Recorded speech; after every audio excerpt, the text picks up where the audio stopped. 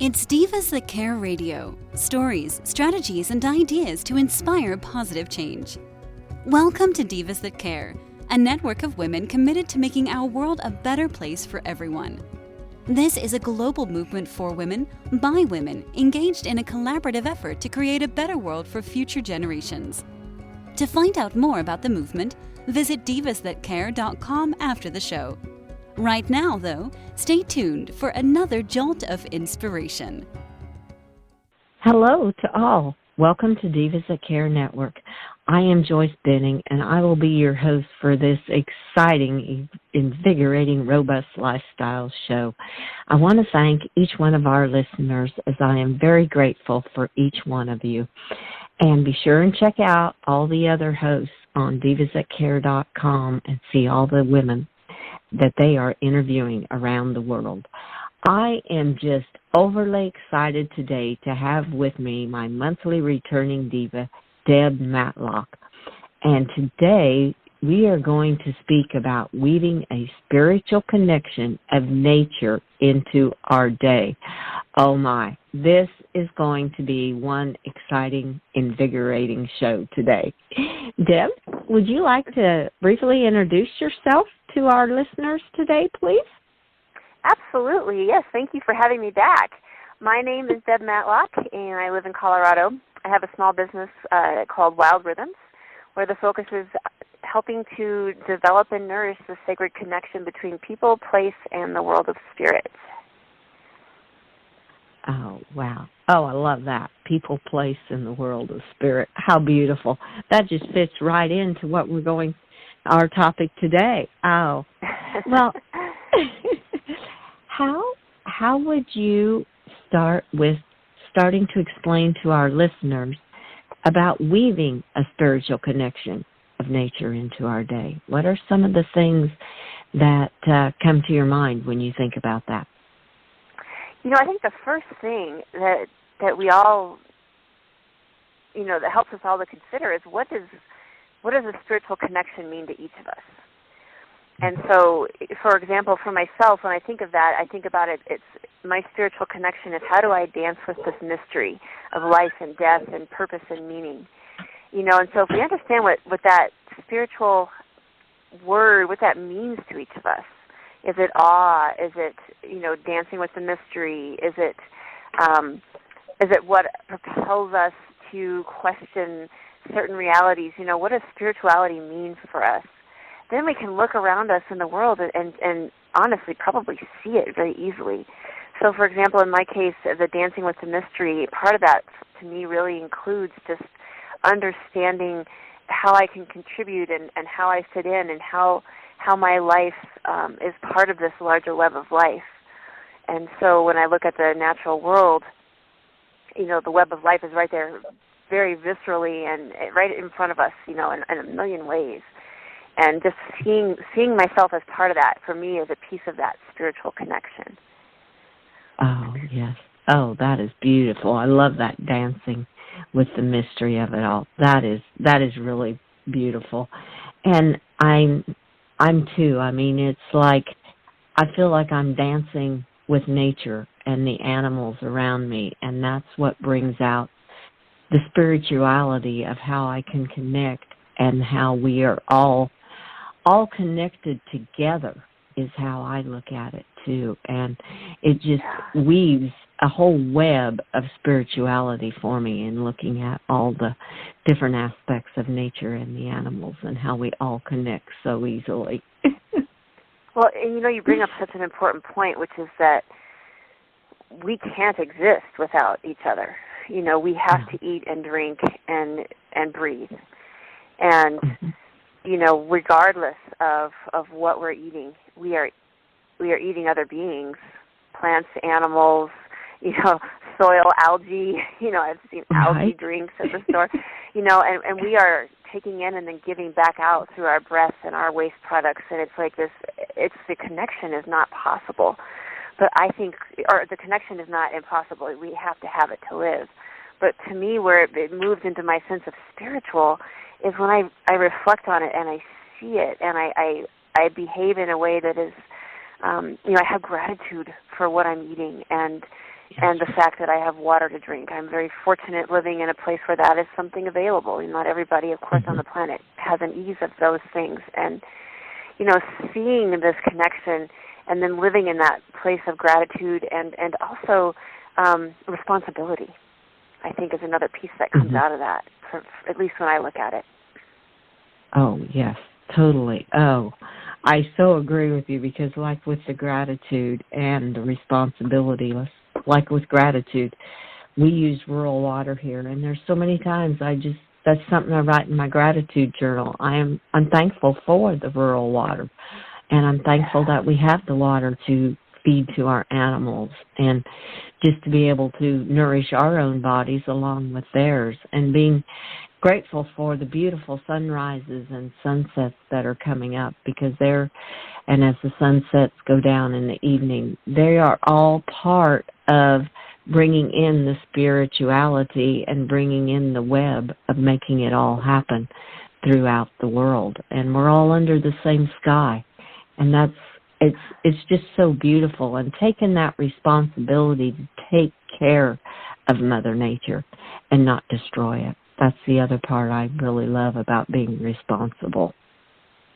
Oh, absolutely. And I think when we allow ourselves to feel ourselves as part of it all, and allow ourselves to open our hearts with compassion and inspiration, and that's where we can have those actions. I like to think of them as those right soul-based actions.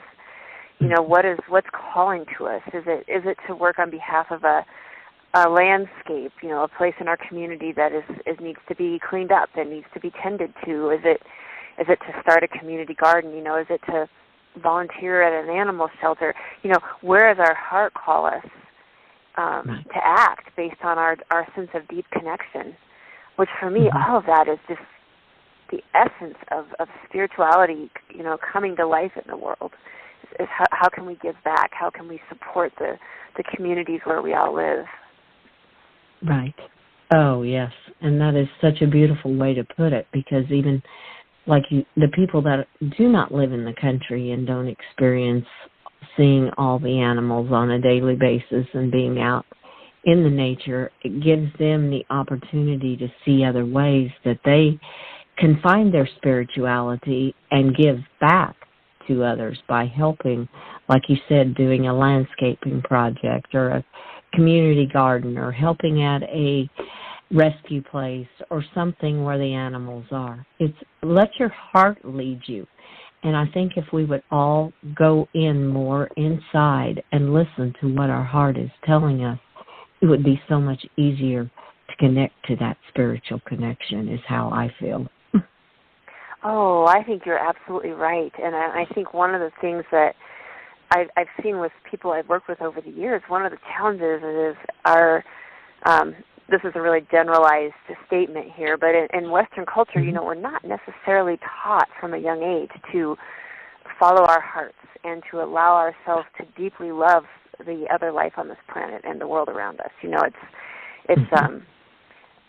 And so it's like if we allow that part to kind of rekindle in us, keep it alive in the children, but as adults, find it again for ourselves if we've lost it, or honor it, even if the world around us is telling us that it's really silly for us to get all concerned about, the mice in the barn, and but it's like that's a beautiful thing, and I think that's where when we allow it to become such a part of our sense of purpose and our own spiritual journey through this earth is how do we interact with the world around us. I think we can have this inspired, spirit-filled action that, it doesn't really matter if other people agree or not. I mean, I've done things that people have rolled their eyes at before, and I don't really care. It mattered to me, and probably mattered to this little being that I was helping, and that's where it lands, Yes, that's exactly. And each one has to feel what that spiritual connection is from their heart. Like you said, people have rolled their eyes at some of the things like you have done. A thought that came to my mind was the other day I was putting some water in a tank for one of the horses, and little wasp fell in, so I went and got a little leaf and helped him. He went on that and got out, and I'm like, other people would say, why are you doing that? Well, it's a living creature too. I mean, I didn't want to see him in the water. I was the one putting the water in there. Oh, totally. And I love that. I've done exactly that same thing in the bird bath and the water bowls. And, I just can't watch somebody laying there, struggling, literally trying to survive. And I think, wow, I know exactly what that feels like. I can, and if I was stuck in a massive body of water like that, I would be doing exactly the same thing. We're just not that different, and it doesn't mean I want this wasp to, sting my niece. It doesn't mean that, but it sure doesn't mean that I'm just going to sit here and watch this individual struggle. Right, exactly. And it's that connection that you see them as a living being and not just, why are they here? They are a living being. They were created.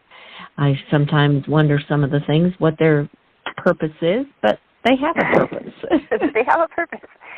And you bring up another, I think, important part of this conversation, which is that humbleness, where I think one of the things that as I've, in my life, worked around my connection with the natural world, and it's become more and more a piece of my sense of spirituality, I've realized that there's so little that we fully understand.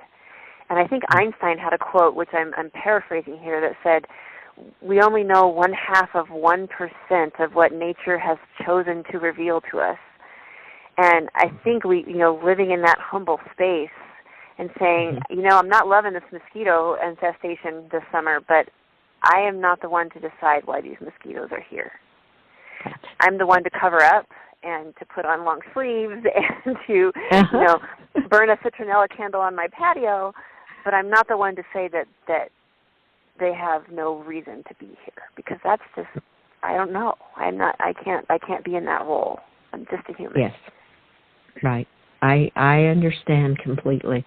And it's that inner feeling of knowing you helped something like that, or helped an animal, or even with the trees, or watering if you have flowers or plants or something, and watering and nurturing them. It's knowing that you gave them nourishment to continue with their life, because they are all part of our life. And it's such an inner feeling. I love it. It's like feeding the animals. It's knowing how much they appreciate it, because they show it. They are always so happy to see you when you come to feed them, and the horses and even the cattle. I mean, they come following you like, you've got food for us. And it's that appreciation that they show in their way that really makes it all worth it too. It's such a great feeling. And I think it's also, because it would be rose-colored glasses to think that any of us can live our lives without taking life, because, whether we are accidentally stepping on an insect, or we have a situation where it's become dangerous in our home and we've got, something going on that we need to, unfortunately, deal with in some ways. I think for me where it lands is that it's about the conscious choice and in the moment. Like, for example, that wasp in the horse water, there was no reason that wasp couldn't continue to live in that moment. It's like we have, as humans, such a powerful role in a way to make some choices. A cricket that got into the kitchen the other day, I just took the little cricket outside. It made me jump. I wasn't planning to see somebody jumping around the kitchen floor. It was like, oh my goodness. But there's nothing wrong. There was no reason. And in fact, I said, you need to come with me because I've got cats in here, and they aren't going to be so kind. Let's get you outside. No. There's no reason in that moment, and I think that's where if we realize that if we look at each moment, because we also eat, and whether, like I said, whether it's plants or animals, these are living in some way, we have to do enough of that just to survive, that we don't have to do more of it than we need to. Right. Yes. Oh, how I agree too. And with the trees, I always feel with the trees, why do people cut such a beautiful tree down? Just because maybe it's in their way. I'm like, that tree had a purpose there. Let's work around it. I love my trees. They give such beauty, and to me, they give so much meaning to life because they show I think I've said it before, they show the changes that they go through, and they're never worried about what the change is going to be, whether they're going to have a leaf on or whether they're going to be changing colors of their leaves, and they're always changing. And it's just something to learn from nature to weave into that spiritual connection of how they handle the different changes that they go through with you could almost say with the clothes they wear. Oh, I love that description, exactly. And yeah, I think trees can be such incredible teachers because we all, I think, we go through changes, we go through seasons, we go through cycles just like every other being, and trees, because they stay in this spot, and we see the same trees day in and day out, and we get to, if we allow ourselves to open up, we can really get to know those trees, and it helps me to remember that, okay, I don't have to do the same thing all year long. I can't stay at that level of production like a flower blooming in the height of summer. That flower is not blooming in Colorado. Come December, the flowers are not even poking their heads up. And it's just such a beautiful reminder that our cycles and our seasons also matter because we need the rest and renewal, and we need those times where we're more out and times where we're less out, and it's all very natural and very okay.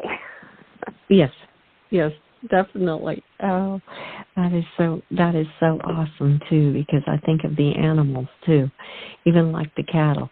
They're just enjoying the day. They're enjoying the moment of what is happening and not worrying about, like here it's really cool this morning and this afternoon it's going to be warm and quite a bit warmer for them, but they're not thinking about that. They're enjoying that moment, and if we could all just connect to the moment of what it is rather than thinking about, oh my, what's it going to be like in an hour or two.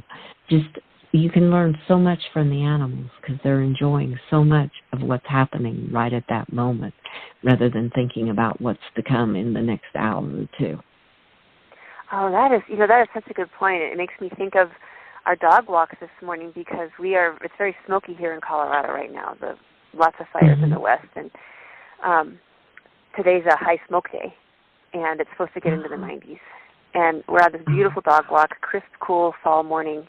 They're all having a great time. And I'm looking at the sky going, ooh, it's really smoky. And I had to remind myself, oh, wait a minute, but right now it's so beautiful. It's got a crisp chill in the air. I can feel fall. Let's just enjoy this and not worry about what 2 o'clock this afternoon is going to be like. Because who knows, really, what it's even going to be like. Maybe the clouds will roll in. Maybe we'll get rain. It's just, but it's such an automatic thing, I think, for many of us, myself included, because I was looking at the sky and not able to see the mountains and going, ooh, we are really smoke-covered today. Instead of, wow, what cool thing did my dog just find, that they're smelling and getting all excited about.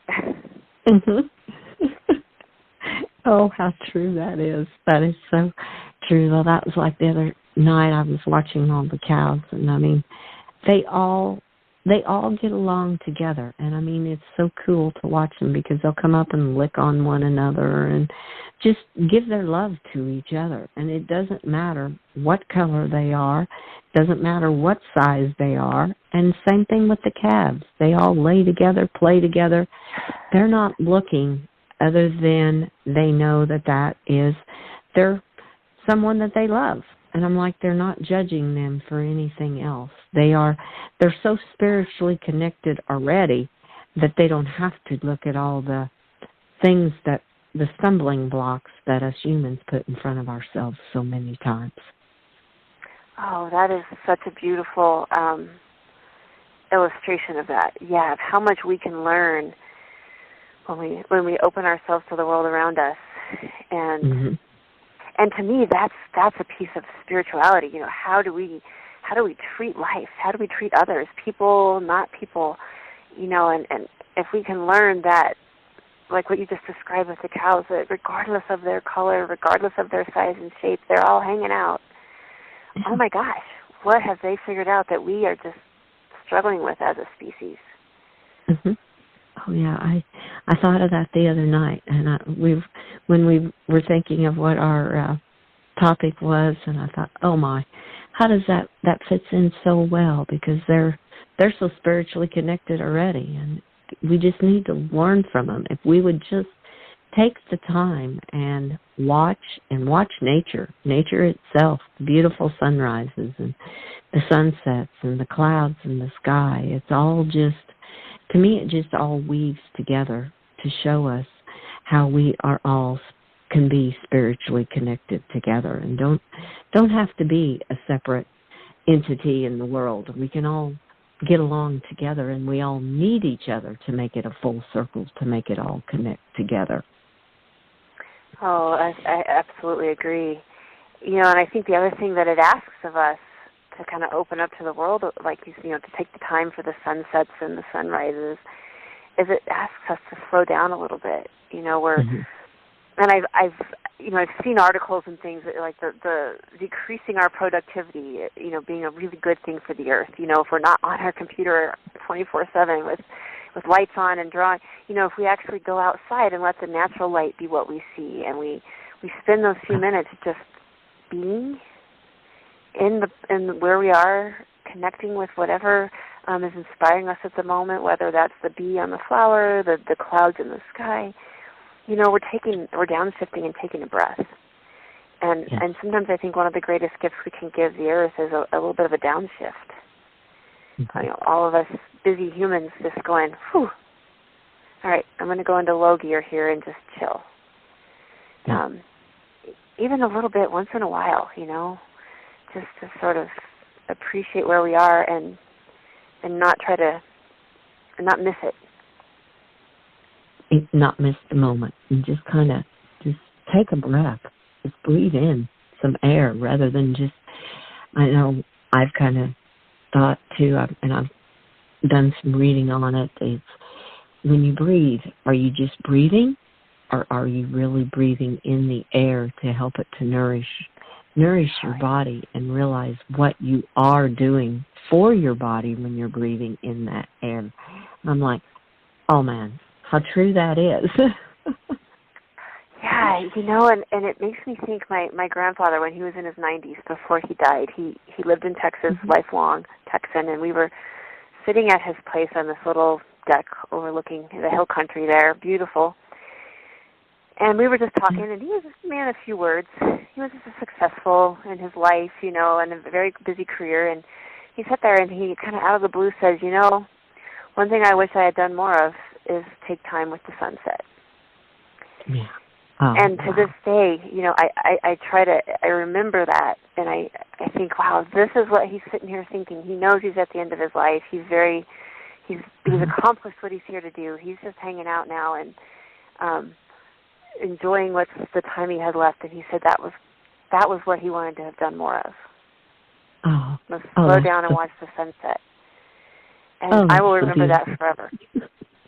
Oh, yes, you will. I mean, I will, too, because it just gave me the chills as it ran through me. I'm like, how beautiful. Something so simple, and yet not taking the time to enjoy it till he was into the later part of his life and wishing that he could have.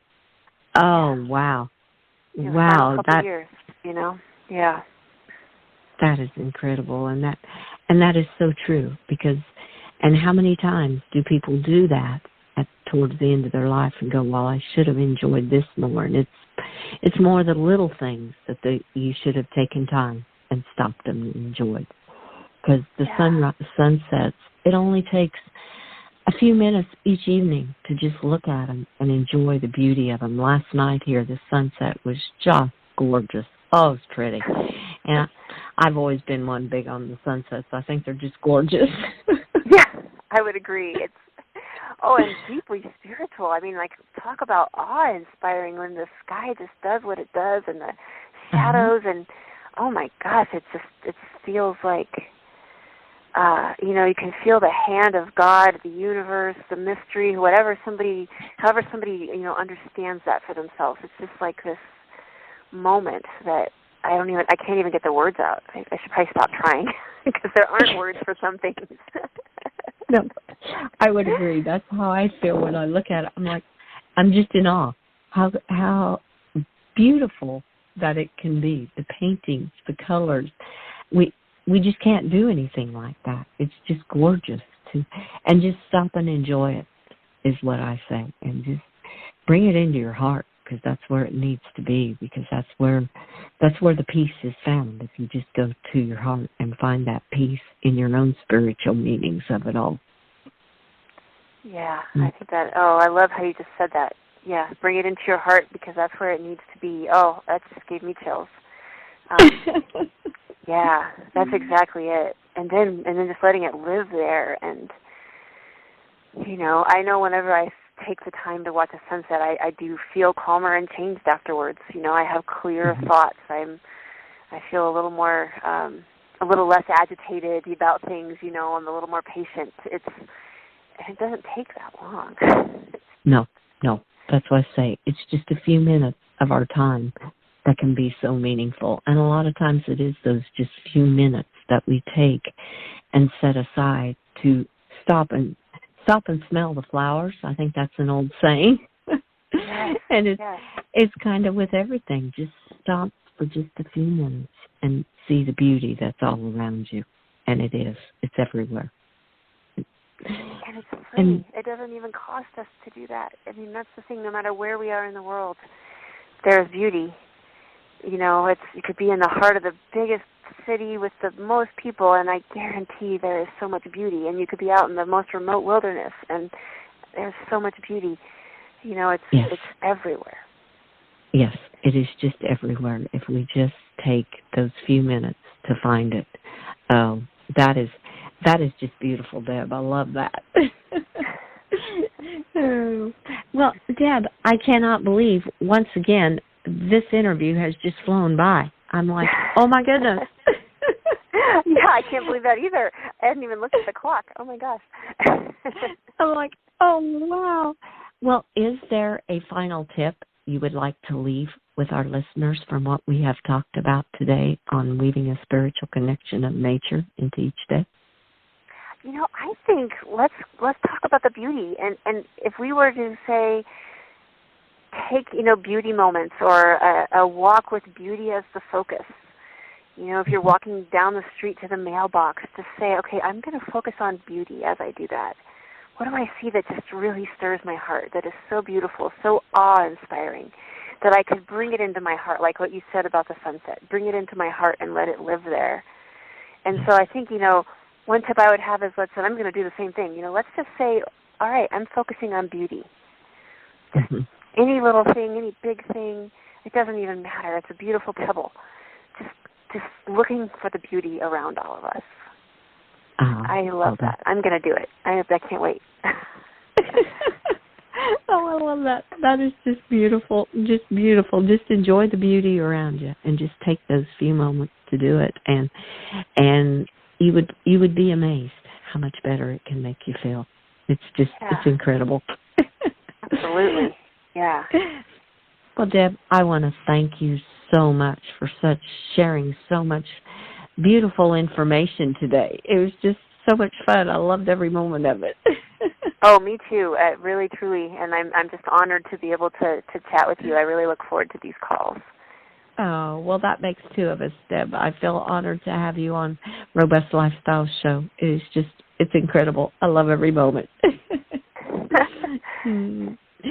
And I want to thank all of our listeners for listening to this absolutely exciting, invigorating interview today with our monthly returning diva, Deb Matlock. And please tune in next October again, in October, and we will have Deb on, and it'll be another exciting topic. And please share this show with your family and friends. Be sure to check out all the other diva hosts and their shows on divasthatcare.com. Remember, have a fantastic day.